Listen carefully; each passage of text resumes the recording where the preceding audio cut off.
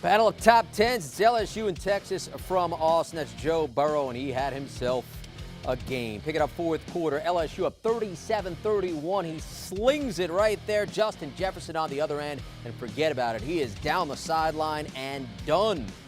Touchdown, Jefferson. Yes, Matthew McConaughey not liking what he sees because LSU put some points on the board. Their quarterback and wideout combination right there had themselves a night, as that would finish things off. LSU a 45-38 winner in a shootout over those Longhorns. They are up to 2-0, and Burrow throws for 471, 31 of 39, 471, 4 touchdowns and a pick. Sam Ehlinger not half bad, throwing for 401, 4 touchdowns, and he ran for 60 yards as well. Let's bring back Bryant McFadden as we bring you back to CBS Sports HQ, presented by Navy Federal Credit Union, as we look at what was the game of the night in college football. Battle of top tens. They lived up to it, Brian. What does this mean for LSU? Number one, their offense can score points, and that was one of the bigger issues when they were playing against top 10 opponents. Yeah, that's being true. able to score points when you need to.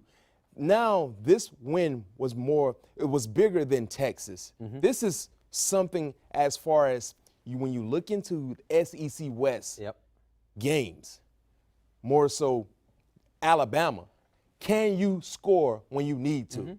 And I can tell you this much, they got a quarterback in Baton Rouge right now. Joe Burrow, he can throw it, and he plays with a lot of confidence.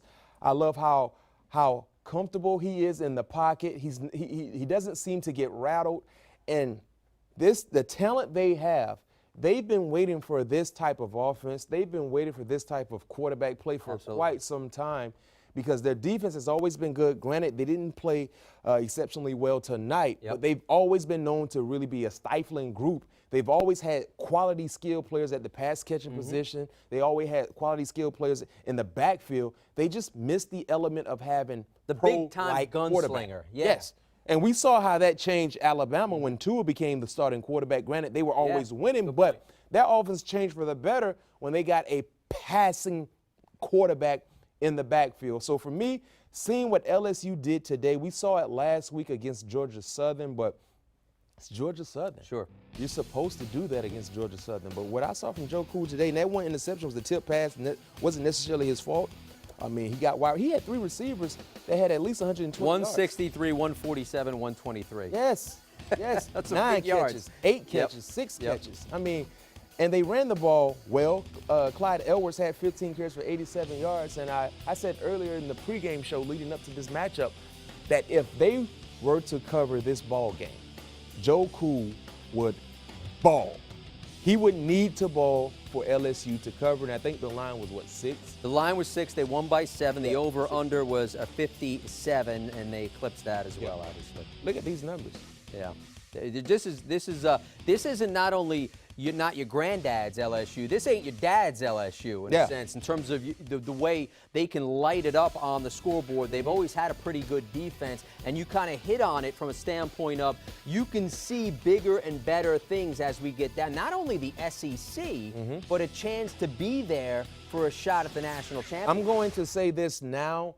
I might be a prisoner of the moment. There's a lot of college football left to be played. But as I look at their schedule, next week, Northwestern State, you got Vandy. You travel to Vandy.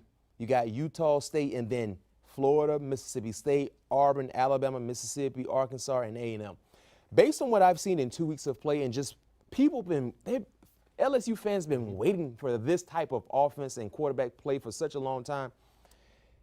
Even if they lose to Alabama, and let's say that's the only loss on their schedule, the SEC once again will get 2 teams in the college football playoffs. Yeah. Look at this schedule.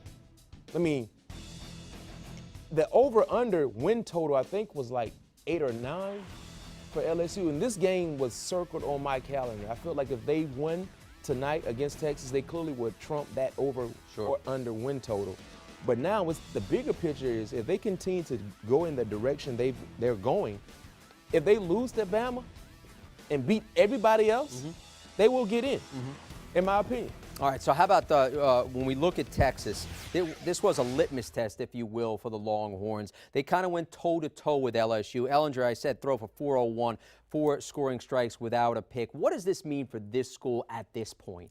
Disappointing loss because there was so much at stake on this one game. Yeah.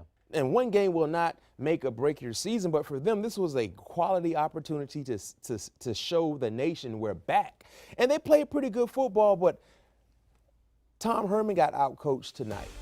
In what way? As far as the adjustments. Because you cannot allow Joe Burrow just to sit back and just go through his progressions and have the success he was having. At some point in time, you have to mix it up, get exotic, bring pressure, show pressure, but you cannot allow that quarterback and Joe Burrow to have the night that he had at home.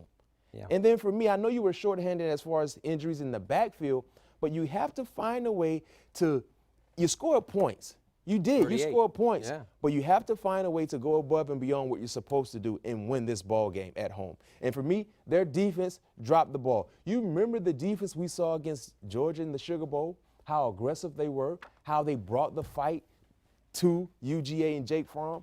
They did not show that. If this man is in rhythm as a defender, a former defender, coach, dial something up to get him off his mark. Because as he continued to establish confidence, you can see the snowball effect was getting bigger and bigger and bigger as it rolled down the hill, and they couldn't contain him. Yeah, the problems weren't Ehlinger in that offense. They put 38 points on the board. Usually when you score 38, you win games. It was on the defensive side of the ball there where they're going to have to figure some things out.